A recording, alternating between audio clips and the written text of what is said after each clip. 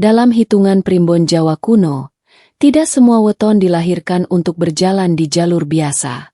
Ada weton yang sejak awal telah dipasrahi tugas besar oleh semesta, dan salah satunya adalah weton Pon. Pon bukan sekadar hari dalam kalender Jawa. Pon adalah hari pertemuan kekuatan, tempat energi langit dan bumi saling bersilangan, membentuk watak manusia yang tidak ringan, tidak sederhana, dan tidak bisa diremehkan. Orang yang lahir di weton Pon membawa beban takdir kepemimpinan sejak hembusan napas pertama. Dalam primbon disebutkan, Pon adalah weton yang mengandung watak raja tersembunyi, raja yang tidak langsung duduk di singgasana, tetapi digembleng lebih dulu oleh kehidupan.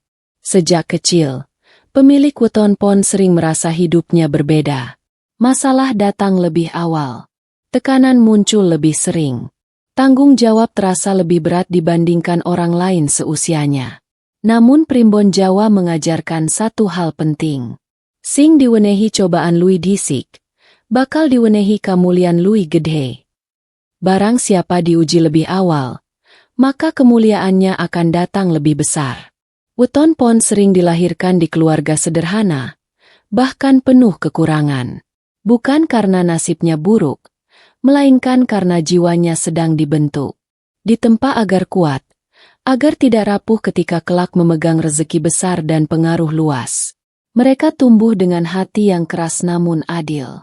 Diamnya menyimpan perhitungan.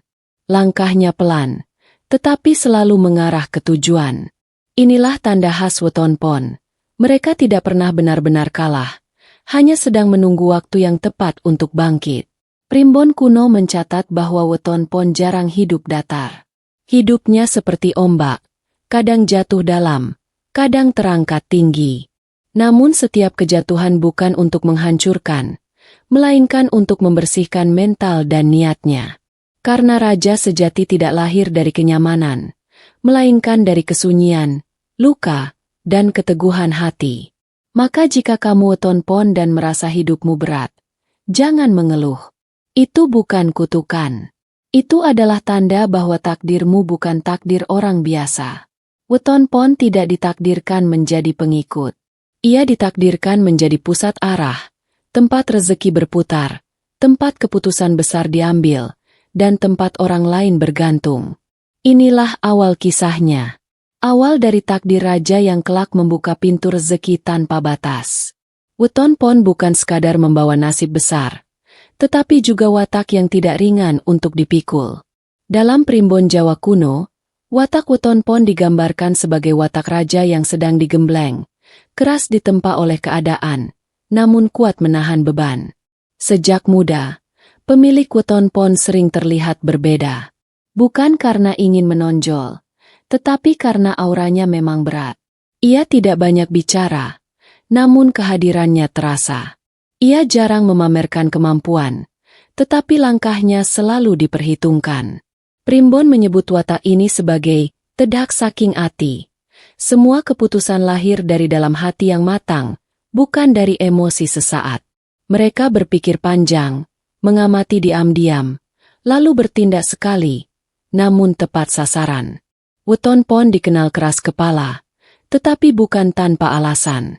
Ia sulit dipengaruhi karena nalarnya kuat dan instingnya tajam. Sekali ia percaya pada sesuatu, ia akan mempertahankannya meski dunia menentang.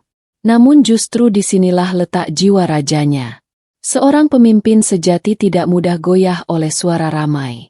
Watak lain yang kuat pada weton Pon adalah tanggung jawab besar. Ketika orang lain lari dari beban, weton Pon justru maju. Ketika orang lain menyerah, ia memilih bertahan. Primbon mengatakan, sing kuat nyangga tanggung jawab, iku sing pantes nyangga rejeki gede. Yang sanggup menanggung beban, itulah yang pantas menanggung rezeki besar. Namun watak ini juga membawa kesepian. Banyak weton Pon merasa tidak sepenuhnya dimengerti, bahkan oleh orang terdekat. Ia sering memendam sendiri masalahnya, tidak ingin merepotkan orang lain. Dalam diamnya, ia menyusun masa depan. Dalam sunyinya, ia menyiapkan kemenangan. Weton Pon juga dikenal adil, tetapi tegas. Ia tidak suka kepalsuan, tidak tahan pengkhianatan. Sekali dikecewakan, ia tidak banyak bicara, namun menarik diri dan melangkah lebih tinggi. Primbon mengingatkan, watak raja ini harus dijaga.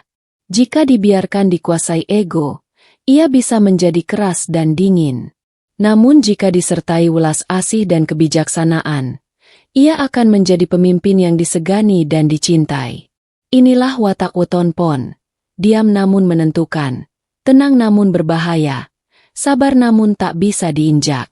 Watak inilah yang kelak membuka jalan rezeki besar, karena alam semesta hanya mempercayakan kelimpahan kepada jiwa yang siap memimpin, bukan sekadar memiliki.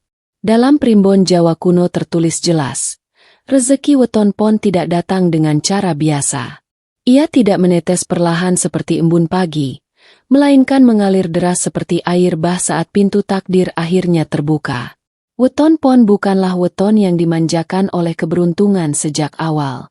Sebaliknya, ia sering dibiarkan berjalan di lorong sempit, penuh rintangan, seolah rezekinya ditahan oleh kekuatan gaib yang tak kasat mata.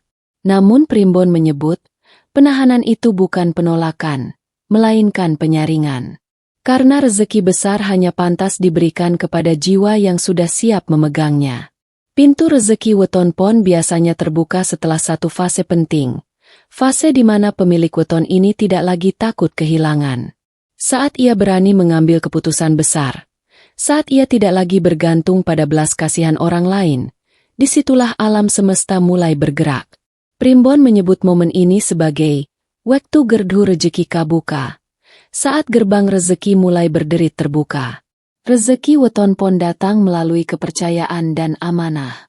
Bukan sekadar kerja keras, melainkan tanggung jawab besar yang dipercayakan kepadanya.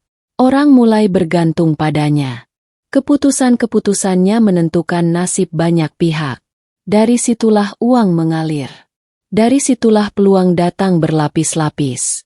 Bahkan seringkali, Weton Pon tidak mengejar rezeki. Rezeki justru mengejar dirinya. Dalam Primbon dijelaskan, Weton Pon sangat kuat dalam hal memegang kendali usaha, memimpin proyek besar, menjadi penentu keputusan, mengelola uang orang lain.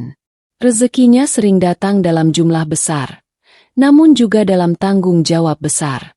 Itulah sebabnya, ketika pintu rezeki terbuka, hidupnya berubah drastis. Yang dahulu meragukannya mulai mendekat. Yang pernah meremehkannya mulai mencari. Yang pernah meninggalkannya mulai kembali. Namun Primbon mengingatkan, jangan silau, jangan lengah. Karena rezeki Weton Pon menguji watak, bukan hanya mengisi dompet.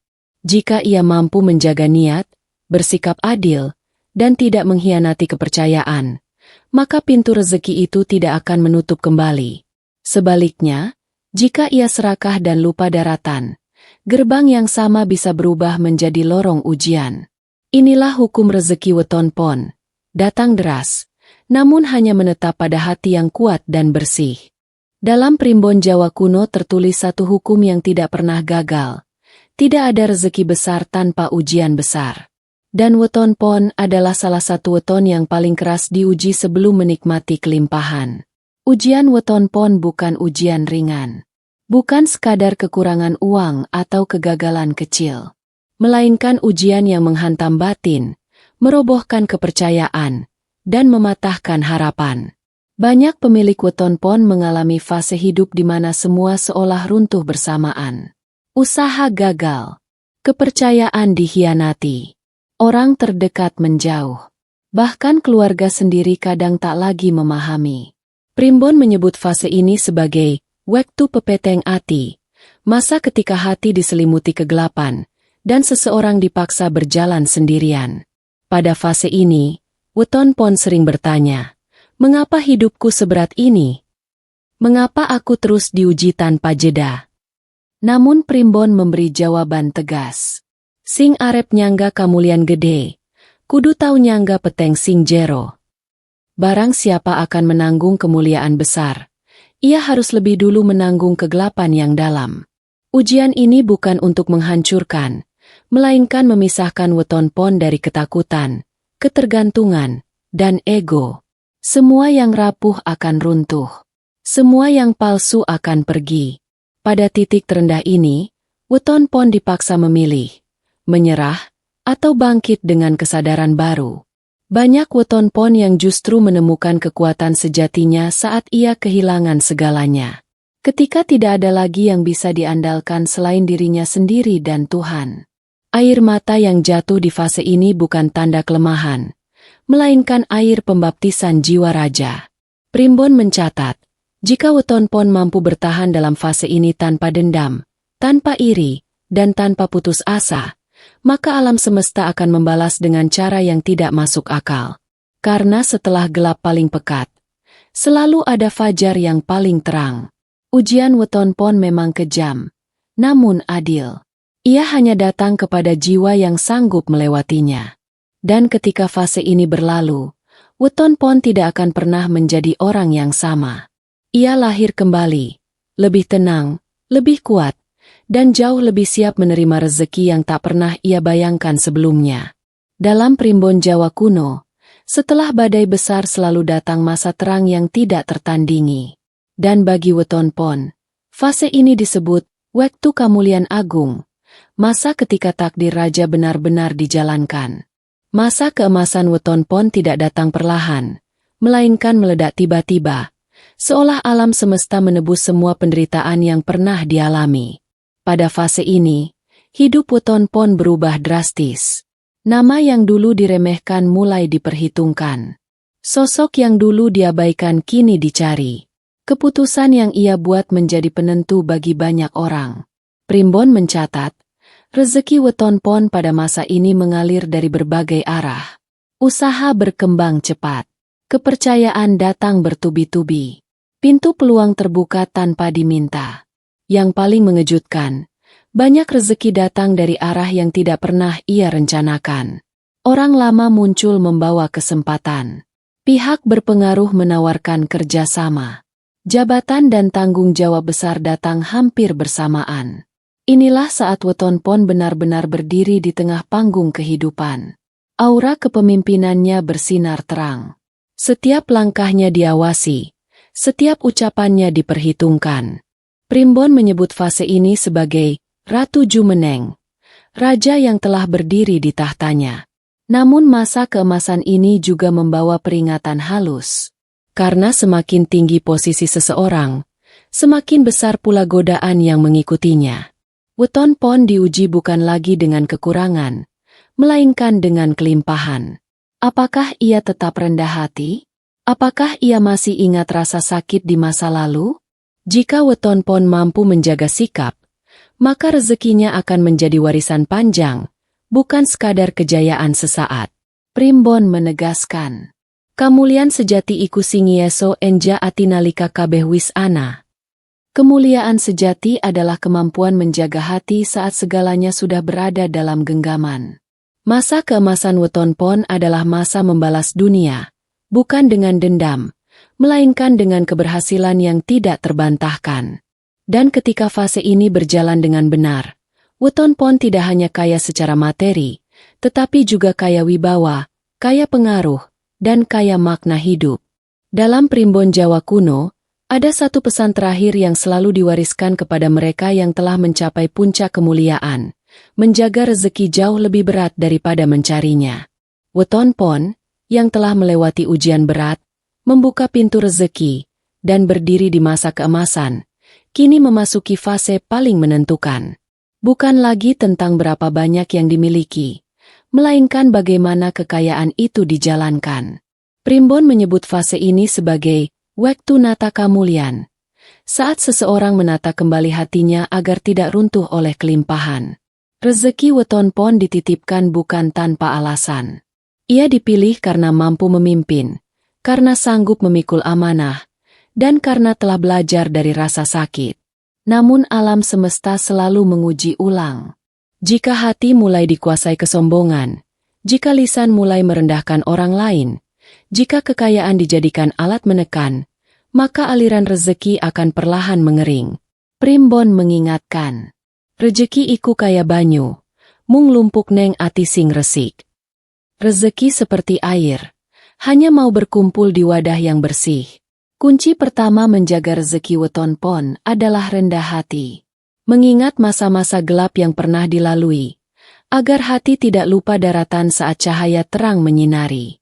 Kunci kedua adalah sedekah dan berbagi. Bukan soal jumlah, melainkan keikhlasan membuka aliran kembali ke semesta. Karena rezeki yang dibagi tidak berkurang, justru diperluas jalannya. Kunci ketiga adalah menjaga ucapan dan janji. Lidah adalah kunci takdir. Sekali melukai, sekali mengingkari, maka kepercayaan bisa runtuh, dan bersama itu runtuh pula pintu rezeki. Kunci keempat adalah bakti kepada orang tua dan leluhur. Primbon Jawa menegaskan, doa orang tua adalah benteng rezeki paling kuat. Restu leluhur adalah penjaga tak kasat mata yang membuat rezeki weton pon tetap kokoh. Kunci terakhir adalah menggunakan kekayaan untuk kemaslahatan. Raja sejati bukan yang paling kaya, melainkan yang paling membawa manfaat. Ketika weton pon mampu menjaga semua ini, rezekinya tidak lagi musiman. Ia menjadi aliran panjang, menghidupi keluarga, menguatkan keturunan, dan meninggalkan jejak kebaikan. Inilah akhir kisah weton pon, bukan sebagai penutup, melainkan sebagai awal kehidupan baru di mana rezeki mengalir tanpa batas, karena dijaga oleh hati yang matang dan bijaksana. Ingat sedulur, takdir besar hanya datang pada mereka yang siap menerimanya. Kalau kamu merasa weton pon ini sedang memanggil rezekimu, like sekarang, share ke keluarga dan sahabatmu, dan subscribe channel ini. Karena bisa jadi, video berikutnya adalah pintu emas hidupmu yang sesungguhnya.